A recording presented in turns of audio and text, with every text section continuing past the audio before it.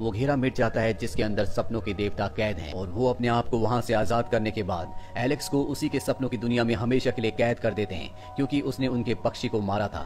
और अब वो वापस अपनी दुनिया में आ जाते हैं, जिसे देखकर उन्हें बहुत दुख होता है, क्योंकि आज इतने सालों के बाद जब वो अपने सपनों की दुनिया में लौटे हैं तो उनकी दुनिया पूरी तरह से बर्बाद हो चुकी है। वहीं उनका वो असिस्टेंट जो लोगों को बुरे सपने दिखाता है, उसे पता चल जाता है कि सपनों के देवता आजाद हो चुके हैं। इसीलिए वो अपने आप को बचाने के लिए और पावरफुल बनाने के लिए उस लेडी के पास जाता है जो जादूगर की गर्लफ्रेंड थी, जो सपनों की देवता की तीनों चीजों को चुरा कर निकल गई थी। और वो कहता है कि मुझे वो तीनों चीजें चाहिए।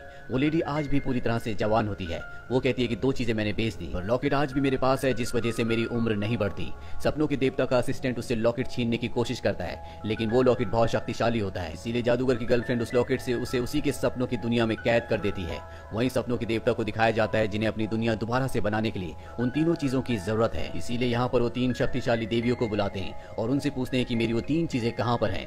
वो बताती हैं कि तुम्हारी सबसे पहली चीज वो लॉकेट, वो एक लेडी के पास है जो अर्थ पर है। तुम्हारा हेलमेट नर्क में है और तुम्हारी रेत की पोटली एक लड़की के पास है जो डीमंस को भगाती है। वही हमें उस लेडी को दिखाया जाता है जिसके पास लॉकेट है। वो अपने बेटे से मिलने हॉस्पिटल में जाती है जो बूढ़ा हो चुका है। वो उसे कहती है कि जब भी ख्वाबों के देवता यहाँ पर आए तो तुम उन्हें ये लॉकेट देकर अपनी जान बचा लेना। वो अपना लॉकेट उतार कर अपने बेटे को दे देती है, जिसके बाद वो बूढ़ी होकर मर जाती है। उसका बेटा तय करता है कि वो इस लॉकेट को ख्वाबों के देवता को नहीं देगा और इसकी शक्ति से वो यहाँ पर गार्ड्स को मार देता है। वहीं ख्वाबों के देवता को दिखाया जाता है जो उस लड़की के पास पहुंच जाते हैं जिसके पास रेत की सैंड की थैली है। वो एक चर्च में जा रही होती है। ख्वाबों के देवता से वो कहती है कि मैं चर्च से वापस आती हूँ, तब तक तुम मेरा यहीं पर इंतजार करो। और वो चर्च के अंदर चली जाती है जहाँ पर वो एक इंसान के अंदर से डीमन को बाहर निकालती है। अब ख्वाबों के देवता भी यहाँ पर आ जाते हैं और उसे कहते हैं कि मेरी रेत की जो पोटली तुम्हारे पास है मुझे वापस दे दो। वो कहती है कि वो मेरे पास नहीं है बल्कि मेरी एक दोस्त के पास है। और इसके बाद वो सपनों के ख्वाबों के देवता को अपने साथ अपने दोस्त के पास ले जाती है। और जब वो घर पर पहुंचते तो देखते हैं कि उसकी मृत्यु हो चुकी है।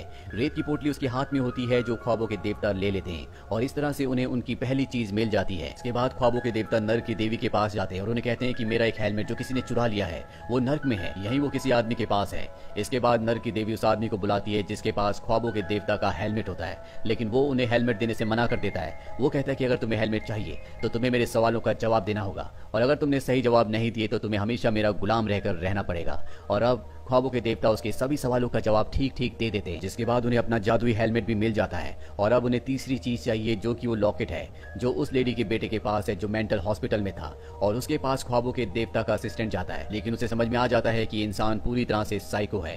और अब ख्वाबों के देवता भी उस आदमी तक पहुंच जाते हैं। वो देखते हैं कि वहां पर लॉकेट है और जैसे वो लॉकेट को हाथ लगाने की कोशिश करते हैं तो लॉकेट उन्हें दूर फेंक देता है, क्योंकि जिस भी आदमी के पास ये लॉकेट होगा वही इसकी शक्तियों को इस्तेमाल कर पाएगा। अब वो आदमी इस लॉकेट को लेकर एक रेस्टोरेंट में जाता है जहां पर वो इसकी शक्ति से सभी के दिमागों से खेलना शुरू कर देता है। सब एक दूसरे पर हमला कर देते हैं जिसमें कई लोगों की जान भी चली जाती है। ख्वाबों के देवता यहाँ पर आ जाते हैं और उस आदमी से कहते हैं कि ये लॉकेट मुझे लौटा दो, ये तुम्हारी दुनिया के लिए सही नहीं है, ये तुम्हारी दुनिया को सिर्फ नुकसान पहुंचाएगा। और इसके बाद वो उसे ख्वाबों की दुनिया में कैद करने की कोशिश करते हैं, लेकिन वो आदमी खुद ख्वाबों की दुनिया में चला जाता है जहाँ पर ख्वाबों के देवता का और उसका आपस में आमना सामना होता है। वो उस लॉकेट से ख्वाबों के देवता पर हमला करता है और उनके अंदर बहुत शक्तियां होती है, इसीलिए लॉकेट की सारी शक्तियों को वो अपने अंदर एब्सॉर्ब कर लेते हैं। और इसके बाद उस आदमी को उसी के सपनों की दुनिया में पूरी तरह से उलझा देते हैं, जिसके बाद असली दुनिया में दिखाया जाता है कि वो आदमी कोमा में चला गया है।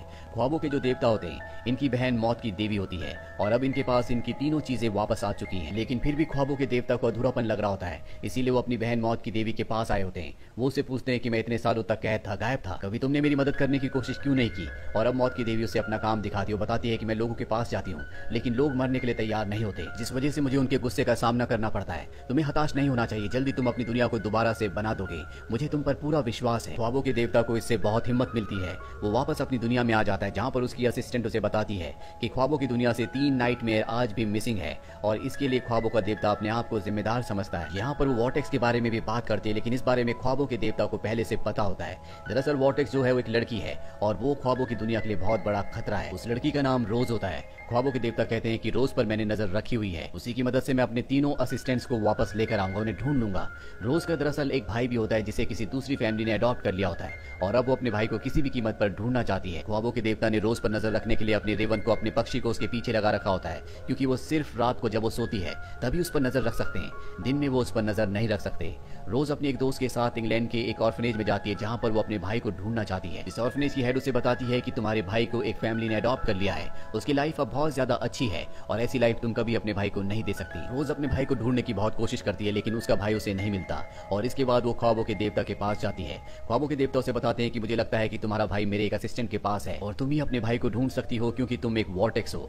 वॉर्टेक्स वो होते हैं जो सोने के बाद सपनों की दुनिया में जाने के बाद अपने सपनों के अलावा दूसरों के सपनों में भी जा सकती है और अब रोज सपनों की दुनिया में जाकर अपने भाई के सपनों में चली जाती है, जहाँ पर उसे पता चल जाता है कि उसका भाई कहाँ पर है और अब जल्द से जल्द वो अपने भाई तक पहुँचना चाहती है। अब क्योंकि वो अपने भाई तक पहुँच चुकी है, इसीलिए सपनों के देवता भी अपनी पहली असिस्टेंट को ढूंढ लेते हैं, लेकिन अभी भी उन्हें अपने 2 और असिस्टेंट्स को ढूंढना है, जिसमें से एक तो वो है जो सबसे पहले उस दुनिया से यानी कि ख्वाबों की दुनिया से चला गया था, जो लोगों को अच्छे नहीं बल्कि बुरे ख्वाब दिखाता है और वो चाहता है कि ख्वाबों का देवता मारा जाए। और ख्वाबों के देवता का वही असिस्टेंट रोज के उसके भाई तक पहुंचने से पहले वो खुद रोज के भाई तक पहुंचकर उसे अपने साथ ले जाता है। वहीं रोज को दिखाया जाता है जो अपने भाई को लेने के लिए गिलबर्ट नाम के एक आदमी के साथ अपने भाई के घर की तरफ निकल पड़ती है। दरअसल गिलबर्ट ने एक बार क्लब के बाहर उसके कुछ लड़कों से जान बचाई थी, इसीलिए अब वो उसके साथ है। ये दोनों के दोनों उस जगह पहुंच जाते हैं जहां पर रोज का भाई है। गिलबर्ट वहां पर देखता है कि ख्वाबों के देवता का वो असिस्टेंट जो कि एक बुरा असिस्टेंट है, वो पहले से वहां पर होता है जो रोज के भाई को अपने साथ यहाँ पर ले आया होता है। गिलबर्ट इसे देखकर भाग जाता है और यहाँ पर हमें पता चलता है कि ख्वाबों के देवता का जो दूसरा असिस्टेंट है वो गिलबर्ट है और तीसरा वो जो रोज के भाई को अपने साथ ले गया है। ये बात ख्वाबों के देवता को पता चल जाती है और वो असली दुनिया में उस जगह पहुंच जाते हैं जहां पर रोज और उनका वो असिस्टेंट है जो कि एक बुरा असिस्टेंट है। वो रोज को अपनी तरफ मिला लेता है। दरअसल रोज के अंदर बहुत सारी शक्तियां हैं और उसकी मदद से वो एक अलग दुनिया बनाना चाहता है, पर ख्वाबों के देवता को जब ये बात पता चलती है तो वो भी असली दुनिया में यहाँ पर पहुंच जाते हैं और अपने असिस्टेंट का खात्मा कर देते हैं। रोज यहाँ से निकल चुकी होती है, लेकिन ख्वाबों के देवता उसे भी खत्म करना चाहते हैं क्योंकि उसकी वजह से असली दुनिया और सपनों की दुनिया के बीच में जो दीवार होती है वो बहुत नाजुक हो गई होती है और अगर ये दीवार टूट गई तो असली दुनिया और सपनों की दुनिया दोनों दुनियाएं खत्म हो जाएंगी। ये बात रोज को भी पता चल जाती है और अब सपनों की दुनिया में रोज से सपनों के यानी कि ख्वाबों के देवता मिलते हैं। रोज को पता है कि वो एक वॉर्टेक्स है और अगर उसे दोनों दुनियाओं को बचाना है तो उसे अपना बलिदान देना होगा, उसे ख्वाबों के देवता के हाथों मरना होगा और इसके लिए वो तैयार है। लेकिन इससे पहले कि ख्वाबों के देवता उसे मार दे, वहाँ पर वही ऑर्फनेज की हेड आ जाती है जिस ऑर्फनेज में रोज अपने भाई को ढूंढने के लिए गई थी और ऑर्फनेज की हेड उसे बताती है कि वो उसकी ग्रैंड मदर है और असली वॉर्टेक्स वो है। लेकिन जब ख्वाबों के देवता को कैद कर लिया गया तो वो कोमा में चली गई, इसी वजह से वक्त बदल गया और उसकी जगह उसकी ग्रैंड डॉटर यानी कि रोज एक वॉर्टेक्स बन गई। दरअसल ये वो वक्त होता है जिस वक्त में उसे खुद वॉर्टेक्स होना था और अब वॉर्टेक्स की शक्तियां वो रोज से ले लेती हैं और अपना सेक्रीफाइस करने से पहले वो ख्वाबों के देवता को बताती है कि जब वो सपनों की दुनिया में फंस गई थी, जब वो कोमा में चली गई थी तो वहां पर उसे कोई गोल्डन आईज वाला इंसान मिला था जिसने उसे प्रेग्नेंट किया और इसके बाद वो अपना सेक्रीफाइस करके अपनी ग्रैंड डॉटर को बचा लेती है। ख्वाबों के देवता समझ जाते हैं कि वो किसके बारे में बात कर रही थी। उनका एक सिबलिंग होता है जिसका नाम डिजायर है जो उन्हें बिल्कुल पसंद नहीं करता और ये काम उसी का है। वो मेल फीमेल किसी भी जेंडर में बदल सकता है। साथ ही उन्हें इस बात का भी एहसास हो जाता है कि रोज भी कहीं न कहीं उन्हीं की ब्लड लाइन में से एक है और अब ख्वाबों के देवता रोज को असली दुनिया में भेजकर खुद अपने सिबलिंग डिजायर के पास पहुंच